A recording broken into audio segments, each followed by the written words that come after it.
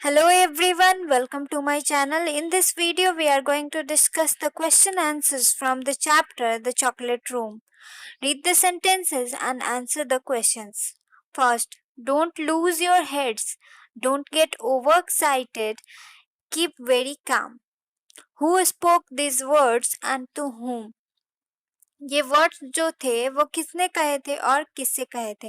तो अगर आपने इस चैप्टर को अच्छे से देखा है तो ये वर्ड्स जो है वो मिस्टर विली वोंका ने बच्चों से कहे थे। तो आंसर होगा mister Willy Wonka spoke this words to children. B, what did the speaker do after saying this. तो जो स्पीकर है मतलब मिस्टर विली वोंका जो है इन्होंने इस बात को कहने के बाद क्या किया था। After saying this, Mr. Willy Wonka opened the door. और ये कहने के बाद मिस्टर विली वोंका ने दरवाजे को ओपन किया था। What were the first things that the listeners saw?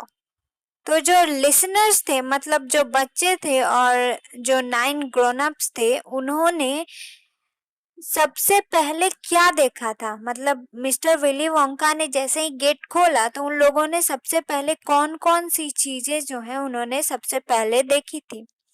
The first thing that the children saw were a lovely valley and green fields of grass on the either side of the valley, and along the bottom of it they saw a great brown river flowing.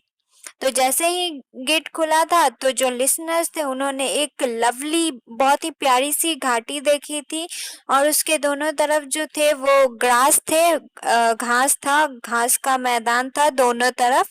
And उस valley के नीचे जो था एक बहुत ही विशाल brown river जो था, भूरे रंग का रिवर जो था, नदी फ्लो कर रही थी। What did the speaker show the listeners with his gold topped can? तो अपने गोल्ड टॉप्ड केन जो थे उनके हाथ में जो स्टिक थी उससे मिस्टर वोंका ने लिसनर्स को क्या दिखाया। Mister Wonka showed the listeners the great brown river with the gold topped cane. तो उन्होंने अपने उस स्टिक से जो है उन लोगों को वो जो बड़ी सी नदी बह रही थी भूरे कलर की उसको दिखाया था। Second, I could go round on all fours like a cow and eat every blade of grass in the field. तो काश मैं चारों तरफ जा सकता एक गाय की तरह और मैं जो फील्ड है उसमें जितने भी ग्रास के जो ब्लेड हैं उन्हें खा पाता। A who said this words, who said this and to whom? तो आंसर है ग्रैंडपा जो सेड दिस टू चार्ली। तो ये बात जो है ग्रैंडपा जो ने चार्ली से कही थी। बी है व्हाई डिड द स्पीकर से दिस। तो जो स्पीकर है उन्होंने ऐसा क्यों कहा था। Grandpa said this because the blade of grass in the field was very tasty and delicious. तो ग्रैंडपा ने ऐसा इसलिए कहा था क्योंकि फील्ड में जो ग्रास का ब्लेड था वो बहुत ही ज्यादा टेस्टी और डिलीशियस था।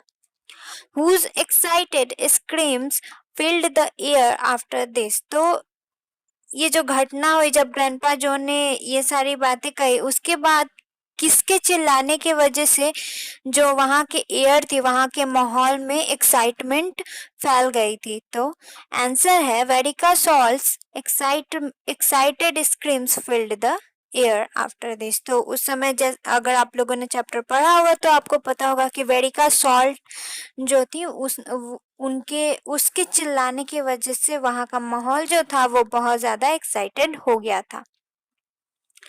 डी है what was the person screaming about. तो जो ये जो इंसान थी मतलब ये जो भी इंसान थी उस वो चिल्ला किसके बारे में रही थी, वो किस चीज को देखकर चिल्लाने लगी। तो आंसर है the person was screaming about the little man who was walking down below the waterfall. तो एक छोटे से आदमी को देख के चिल्लाती है जो कि वाटरफॉल के नीचे चल रहा होता है।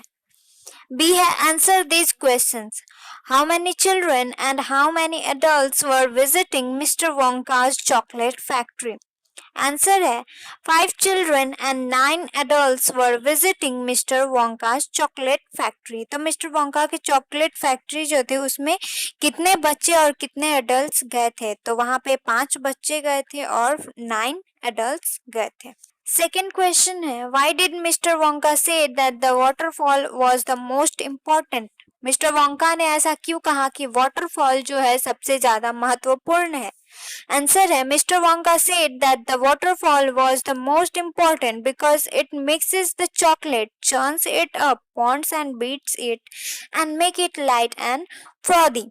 तो मिस्टर वोंका ने ऐसा इसलिए कहा था कि वाटरफॉल जो है सबसे ज्यादा इम्पोर्टेंट है क्योंकि ये जो वाटरफॉल है इसी में जो है चॉकलेट बनाने का जो प्रोसेस होता है वो इसी में होता है। यही चॉकलेट को मिक्स करता है, चर्न करता है, उसे बीट करता है और लाइट और फ्रॉदी से बहुत ही हल्का बनाता है। थर्ड क्वेश्चन है what was unusual about the trees and plants in the valley? तो वैली में जितने भी पौधे थे और प्लांट जो थे उनके बारे में अजीब क्या था? तो आंसर है unusual about the trees and plants in the valley was that they were all eatable, all were made of something different and delicious. तो अजीब बात ये थी कि ट्रीज और प्लांट्स जो थे वो सब खाने लायक थे, सबको खा सकते थे और जो भी ट्रीज थे वो सब जो थे वो कुछ अलग तरीके से बने हुए थे और बहुत ही ज्यादा डिलीशियस बने हुए थे। इस वीडियो में बस इतना ही। अगर आपको ये वीडियो अच्छा लगा तो लाइक करें और अगर अभी तक आपने मेरे चैनल को सब्सक्राइब नहीं किया है तो प्लीज सब्सक्राइब करें। जय हिंद, जय भारत।